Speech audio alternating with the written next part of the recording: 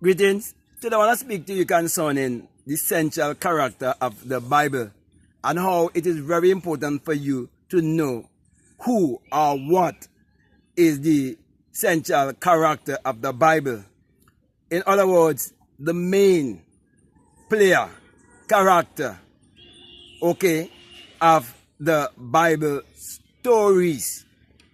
And so when you come to realize that the main character of the Bible is actually man's imagination, then you would realize that true salvation is definitely self-realization, and it would enable you to change the concept of yourself. Therefore, it is very important for people all around the world to know that the Bible is not a religious book. It's a book of mind science. Therefore, it must and should be interpreted psychologically.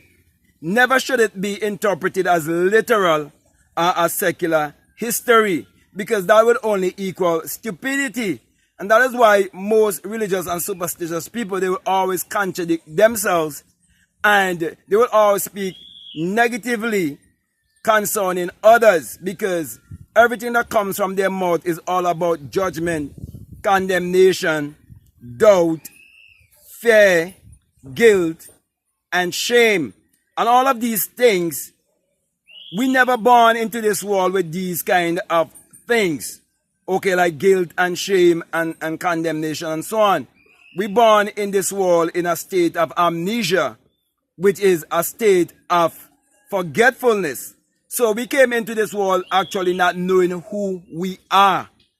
So in order for you to have this human experience, you have to come not knowing who you are. You have to come also being crippled, whereby you cannot walk, And you have to come being also dumb, whereby you cannot speak. And so every child that have been born into this world would have come into this expression in that same state.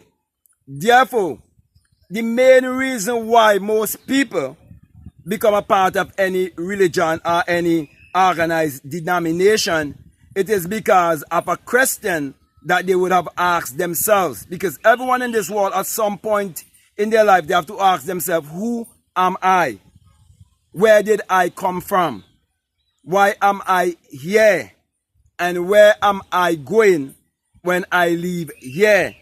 So, they are looking for answers for the questions of life. And I'm here saying to you that the phenomena of life is within you. The kingdom of God is within you.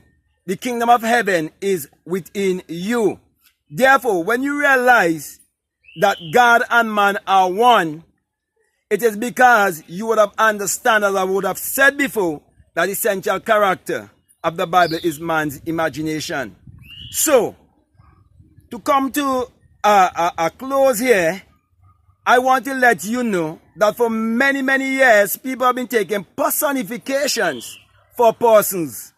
And they have been taking allegory for history.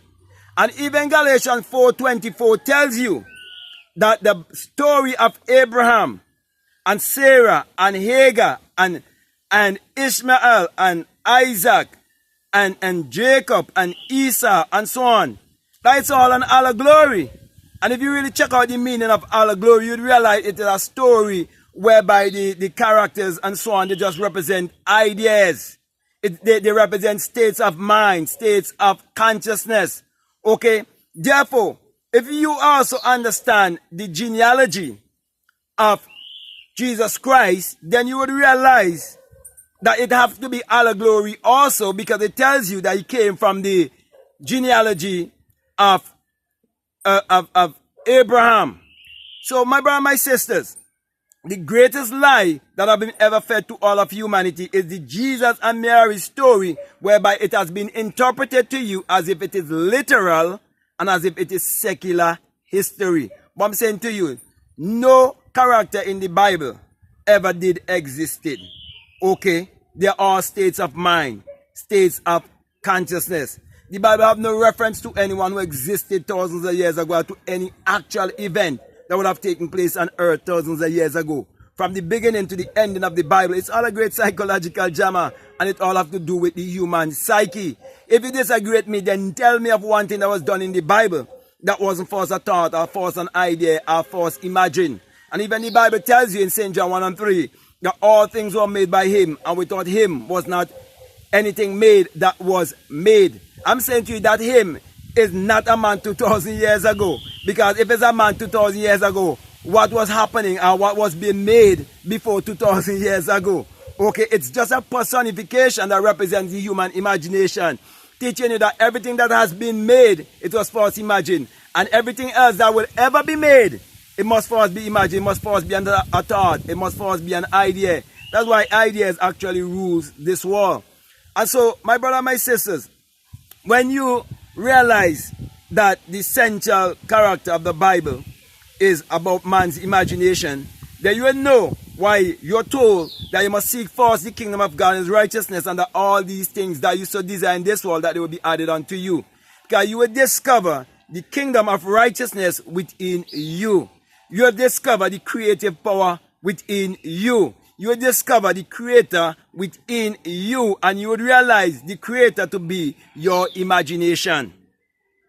Therefore, you're told that the just shall live by faith, and faith is the substance of things hoped for and the evidence of things not seen. In other words, when you have something in your imagination, it is not seen until the manifestation. So everything is an expression of your imagination. For example, I'm speaking to you, but my words, okay, is the expression of my thoughts. So a word is a thought being expressed. An action also is the expression of a thought.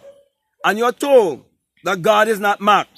For whatsoever you sow, that also shall you reap. So thoughts do become things. And your mind is what is creating your outer reality. Okay, and I can go on and on and on and on and on and on. But I want to come to a close here because my cameraman is not really feeling too well today. Okay, so I want to say to you, if this is the very first time that you're listening to me and what I'm saying, if it makes sense to you and it really resonates with you and you haven't subscribed already, I'm definitely encouraging you to subscribe, to like, to comment, or to share this video. Also, if you like to follow me on Instagram or you like to follow me on TikTok, I would definitely encourage you to follow me at BlackMadGuru. And if you feel strongly to support this work because it's of benefit to you, I'll definitely encourage you to check out the link below, because we have a PayPal and the link is always down below. Also, you can choose to be a part of our Patreon community and support this work continually as we work together for the upliftment and the advancement of humanity, pointing each and everyone to look inwardly to discover that the real identity is their divinity. Also, I have a $20 course that's called The Inner Sun Science and Technology to Create Your Reality Consciously, and it's all about you getting in touch with your inner solar system. So as you look on the outside, you have an outer solar system, but there is a law of correspondence. As it is within, so is it without. As it is above, so is it below. So as you're seeing this whole solar system, and whatever the sun shines upon, it brings forth bountifully. So too, when you're in touch with your inner solar system and you are in alignment with this outer solar system, all will see, because your light will so shine before the world, and the world will see because you would have tapped into your creativity. Okay, because as I would have said before, your real identity is your divinity. So if you feel strongly to check out those videos, I definitely encourage you to do so. At this time, I just want to say peace, love you all, I'm out.